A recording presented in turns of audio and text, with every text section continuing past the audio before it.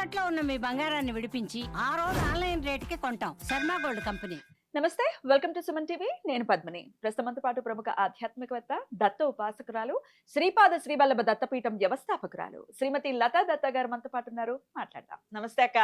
నమస్తేరా. ఎలా ఉన్నారక్క? బాగున్నాను పద్మిని. అక్క, మంచి మంచి మంచి టాస్క్లు ఇస్తూ ఉంటారు మీరు. వచ్చేటటువంటి దత్త భక్తులకి. అంటే మన యాత్రలు చేసినప్పుడు కానీ చక్కగా సిద్ధమంగళ స్తోత్రాన్ని ఇన్ని వేల సార్లు మనం అందరం కలిసి సామూహికంగా సాధన చేద్దామని చెప్పి ఇట్లా చక్కటి టాస్క్లు ఇస్తారు. అసలు ఊహకందని టాస్కులు మీరు చేస్తూ ఉంటారు, పాదయాత్రలు చేయడం లాంటివి. ఎంత అద్భుతంగా గానగాపురం నడిచి వెళ్ళారు, కురవపురం నడిచి వెళ్ళారు, పిఠాపురం నడిచి వెళ్ళారు. పాదయాత్రలే కాదురా, ఏదైనా దైవిక పూజ చేయాలంటే శతలో చేయాలని ఇష్టం నాకు. అంటే ఒక 100 శత చండి అని విన్నా ఏమన్నా? శతచండి గతంలో చేశాను. చేశారా? శతచండి గతంలో చేశాను. శత రుద్రాభిషేకాలు చేశాను కదా లాస్ట్ ఇయర్ మన పీఠం వార్షికోత్సవానికి. అంటే దాని యొక్క ఫలితం విశేషంగా ఉంటుంది. మళ్ళీ నాకు శత అనే సంకల్పం ఎందుకు వస్తుందంటే, కరువు కాటకాలు మొదలైపోయాయి. అప్పుడే మనకి గ్యాస్ కొరత వచ్చేసింది, తర్వాత డీజిల్ కొరత, పెట్రోల్ కొరత, తర్వాత బియ్యము, పప్పులు అన్నీ స్టార్ట్ అవుతాయి. ఈ కొరత రాకూడదు, ముందు పసిపిల్లలు ఆకలితో అలమటిస్తున్నారు. మరి మన వంతుగా మనం ఈ పీఠాలన్నీ పెట్టుకోవడం కాదు, మన వంతుగా మనం కృషి చేయాలి. మన వంతుగా మనం ప్రపంచ శాంతి కోసం పోరాడాలి మనం కూడా. ఇప్పుడు ఈ దైవ సాధనలో ఉండే వాళ్ళందరూ పెద్ద పెద్ద పీఠాధిపతులు ఏంటి, పీఠాలు పెట్టుకున్న వాళ్ళు ఏంటి, అందుకే యజ్ఞాలు హోమాలు నిర్వహిస్తూ ఉంటారు, అలాగే ఎంతో సాధన చేస్తూ ఉంటారు. అలాగా మనం కూడా మన వంతుగా మనం బాగుండాలి, దేశం బాగుండాలి, ప్రపంచంలోని ముందు చిన్నపిల్లలు అందరూ బాగుండాలి అని కూడా కోరుకోవాలి. కొన్ని వీడియోలు చూస్తుంటే పద్మిని, తిండికి ఆ పిల్లలు ఏడుస్తుంటే తల్లిదండ్రులు అసలు ఇట్లా అయిపోతున్నారు, ఐస్ ఇట్లా పిండుకొని నీళ్ళు తాగుతున్నారు. అలాంటి వీడియోలు కంటపడితే కూడా చాలా బాధ అనిపిస్తుంది. Don't take it for granted. Food మనకి అంత ఈజీగా వస్తుందంటే దాన్ని విసిరేయడాలు కొంతమంది చేస్తూ ఉంటారు. ఇంకా రౌరవాది నరకం అనుభవించక తప్ప. ఇప్పుడు మన భారతదేశము అటు ఇటు కాకుండా నార్మల్ గా, అంటే వాళ్ళకి సపోర్ట్ చేయకుండా వీళ్ళకి సపోర్ట్ చేయకుండా న్యూట్రల్ గా ఉన్నాం కాబట్టి ఇంకా మనకు ఆ బాధ తెలవట్లేదు. కానీ అప్పటికి సెగలైతే ఉన్నాయి. ఇప్పుడు గ్యాస్ షార్టేజ్ ఎంత అలా ఉంది. గ్యాస్ షార్టేజ్ ఆల్రెడీ రెస్టారెంట్స్ మూసేస్తున్నారు. రెస్టారెంట్స్ లో పూరీలు ఇలాంటివి ఆపేస్తున్నారు చేయటానికి. గ్యాస్ కన్సంప్షన్ ఎక్కువ అవుతుంది కదా ఇలాంటివన్నీ. అంటే ఇప్పుడు మాకు కూడా రోజు వంట చేస్తాం పైన పీటల్లో, గ్యాస్ కొరత అప్పుడే తెలుస్తుంది అనమాట. అంతే కదా. ఆయిల్ కూడా ఒకవేళ అలాంటి ఇబ్బంది వస్తే రవాణా దాని మీద చాలా ఇంపాక్ట్. చాలా అసలు మనకి పెట్రోల్ డీజిల్ వాహనాలు ఎక్కడ నడుస్తాయి. అప్పుడు నిత్యావసర వస్తువులు కూడా అందుబాటులో ఉండవు, ధరలు పెరిగిపోతాయి కదా, ఆకాశాన్ని అంటుతాయి. ఎలా అవుతాయి? అందుకే యుద్ధాలు రావాలని కోరుకోకూడదు ఎప్పుడైనా, అస్సలు కోరుకోకూడదు. అందుకని గురువు వీటన్నిటిని ఆపగలిగే శక్తి ఎవరికి? గురువు. ఆది గురువు దత్తాత్రేయ స్వామి త్రిమూర్తి స్వరూపులు. గురువుని పట్టుకుంటే అందరూ కూడా గురు చరిత్ర పారాయణం చేస్తే సమిష్టి సాధనకి ఉండే రిజల్ట్ అమోఘమైన రిజల్ట్ అని చెప్తారు స్వామి. సమిష్టి సాధన అంటే చాలా చాలా పవర్ఫుల్. అందుకే ఉగాది రోజు నుంచి, పరాభావ సంవత్సరం, నూతన సంవత్సరం ప్రారంభం రోజు నుంచి ఈ సంవత్సరం అంతా వాళ్ళకి బాగుండాలి, వాళ్ళ కుటుంబానికి బాగుండాలి, దేశం బాగుండాలని పారాయణం మొదలు పెడుతున్నాం. అద్భుతం అక్క. ఎలా చేయాలి మరి? మనం అందరం సమిష్టి సాధన అందరం ఎలా కలవాలి అంటే మరి ఎవరిళ్లలో వాళ్ళు ఉంటూ కూడా మనం చేసుకోవచ్చు. అయితే దీనికంటే ముందు మన పీఠంలో సామూహిక పారాయణం మొదలు పెడుతున్నాను వారం రోజులు, ఉగాది రోజు నుంచే. ఎందుకంటే అందరికీ బాగుండాలని. అలాగే ఈ వీడియో చూసే ప్రతి ఒక్కరి కోసం కూడా అందరూ ఎవరి ఇంట్లో వాళ్ళు కూర్చొని ప్రతి గురువారము మనతో పాటు ఒక అధ్యాయం పారాయణం. ఒక్క అధ్యాయమేనా? ఒక్కటే ఒక అధ్యాయం. జై గురుదత్త ఫస్ట్ చాప్టర్ కంప్లీటెడ్ అని పెట్టాలి కమెంట్. మన వీడియోలో కమెంట్ చదివేసిన వెంటనే అదే వీడియో కింద కమెంట్ పెట్టాలి. నేను వారానికి ఒక వీడియో ఖచ్చితంగా మనం ఇస్తామా? ప్రతి గురువారం వీడియో ఇస్తాం. పొద్దున్నే వీడియో వచ్చేస్తుంది. ప్రతి గురువారం ఒక చాప్టర్ మనం మొదలు పెడతాము, దాని యొక్క సారాంశం చెప్తాము, దాని యొక్క ఫలితం చెప్తాము. అందరూ కూడా ఆ మొదటి అధ్యాయంతో మొదలుపెట్టి 52 అధ్యాయాలు కూడా మనం పారాయణం చేస్తాము. మొదటి అధ్యాయం నుంచి మొదలు పెడతాము. పరాభావ సంవత్సరం నుంచే మొదటి అధ్యాయం మొదలు పెడదాం. అందరూ బాగుండాలని, అందరి కార్యసిద్ధి జరగాలని. గురుచరిత్ర పారాయణం వల్ల ముఖ్యంగా మనం అనుకున్న కార్యం నెరవేరుతుంది, మనం అనుకున్న సంకల్పం నెరవేరుతుంది. అసలు ఎంత అమోఘమైన రిజల్ట్ వస్తుందో చెప్పలేము. Hmm. This is an ultimate magical book అని చెప్పొచ్చు. ఓకే. చెప్పొచ్చు. Hmm. ఎందుకంటే అన్ని వండర్ఫుల్ ఎక్స్పీరియన్సెస్ ఇస్తుంది ఈ బుక్. ఓకే. అంత వాళ్ళ జీవితంలో కూడా మార్పులు వస్తాయి. తప్పకుండా అలా రావాలి. చక్కటి మంచి టాస్క్ ఇది. స్వామి కార్యం స్వకార్యం లాగా. అలాగే పరోపకారాన్ని మనం ఖచ్చితంగా చెయ్యాలి. అవును. ఇతరులు బావుండాలి అని కోరుకోవాలి. సో, లోకహితం కోసం చేసేటటువంటి మహా సంకల్పంలో మీరు కూడా పాత్రులు కండి. మీరందరూ కూడా చక్కగా ఒక్క అధ్యాయం ఎంతసేపు పడుతుంది? మహా అంటే 10, ఎంతసేపు? 15 నిమిషాలు. 15 నిమిషాలు కూడా పట్టదు. మించి కూడా పట్టదు. 15 ఓకే. నిమిషాలు నెమ్మదిగా చదివే వాళ్ళకి 20 నిమిషాలు అంతే. మరి మొదలు పెడతారా? మొదలు పెడదాం. నియమాలు ఏముంటాయి ఒక్కసారి ఇది ఒక్కటి చెప్పండి అక్క. తర్వాత మనము గురువారం గురువారం చేసే ఒక్క అధ్యాయానికి ప్రత్యేకమైన నియమాలు ఏముండవు. ఏముండవు. కానీ మీరు గురు కార్యసిద్ధి కోసము, ప్రపంచ శాంతి కోసము, మీకోసం కూడా చేస్తున్నారు కాబట్టి ఒంటిపూట భోజనం చేసి రాత్రి టిఫిన్ చేయండి. పసుపు రంగు వస్త్రాలు ధరించండి. గురువారాలు పారాయణం చేసినప్పుడు చాలా మంచి రిజల్ట్ వస్తుంది. అలాగే పసుపు రంగు నైవేద్యం మీకు అవకాశం ఉంటే చేసి పెట్టండి. అలాగే నేలనేం పడుకోవాల్సిన అవసరం లేదు ఒక్కొక్క అధ్యాయం కాబట్టి. మాంసాహారం అస్సలు స్వీకరించకూడదు. ఆ గురువారం రోజు మాత్రమే. మిగతా రోజులు మీ ఇష్టం. ఏ రోజైతే ఒక అధ్యాయం చదువుతున్నారో ఆ రోజు మాత్రమే నియమాలు. ఓకే. అయితే మేము తినమండి, మా ఇంట్లో వాళ్ళకి వండి పెట్టే పరిస్థితి మాకు ఉందండి అని చెప్పచ్చు కొంతమంది. మరి గురువారాలు తింటారా? చాలా మంది తినరు. తినేవాళ్ళు తింటారంటే భార్యగా నీ బాధ్యత మళ్ళీ స్నానం చేయాలి. అంతే. మంచి మాట. మళ్ళీ స్నానం చేయాలి. బాగా చెప్పండి. అయితే అధ్యాయం చక్కగా ఏదక్క ఇది? గురు చరిత్ర. ఇది పెద్ద గురు చరిత్రరా. ఇది ఈ గురు చరిత్ర గోరఖ్పూర్ వాళ్ళది. అక్క ఇది పెద్దది కదా అక్క పుస్తకము? ఇది గోరఖ్పూర్ గీతా ప్రెస్ వాళ్ళదిరా. ఒరిజినల్ యాజ్ ఇట్ ఈస్ మరాఠీని ట్రాన్స్లేట్ చేసిన తెలుగు గ్రంథం. మరి వాళ్ళ దగ్గర మామూలు ఎక్కిరాల భరద్వాజ గారిదే వాళ్ళు పారాయణం చేయొచ్చు. నేను దీన్ని టూకీగా చెప్దాము అని నేను ఈ పుస్తకం ఈ పుస్తకం తెచ్చుకున్నాను. ముందుగా గురు ప్రార్థన చేసుకోవాలి.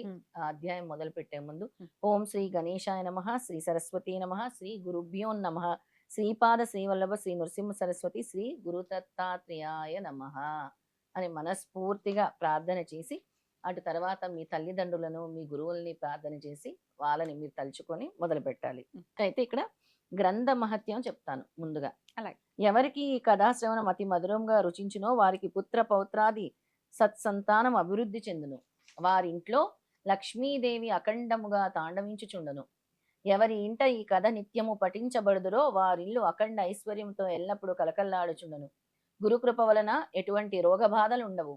వారెల్లరూ సర్వదా సుఖ సంతోషములతో ఉందరు. సప్తాహ దీక్షతో ఈ కథను 7 రోజులు శ్రవణమునొచ్చిన వారికి సమస్త కష్టములు సమసిపోవును. ఎట్టి ప్రయాస లేకుండగానే వెంటనే ఫలము ప్రసాదించగల పుణ్యప్రదమైన పావనమగు శ్రీ గురు కథను వివరించి చెప్పెదను. తామెల్లరూ సావధానముగా శ్రవణము చేయగలరని నా విన్నపము అని సిద్ధముని చెప్తారు నామధారకుడితో. సునాయసంగా శ్రవణ ఫలమును పొందురు. శ్రీ గురుస్మరణ వలన అందరికీ ఎనలేని గొప్ప అనుభవం లభించును.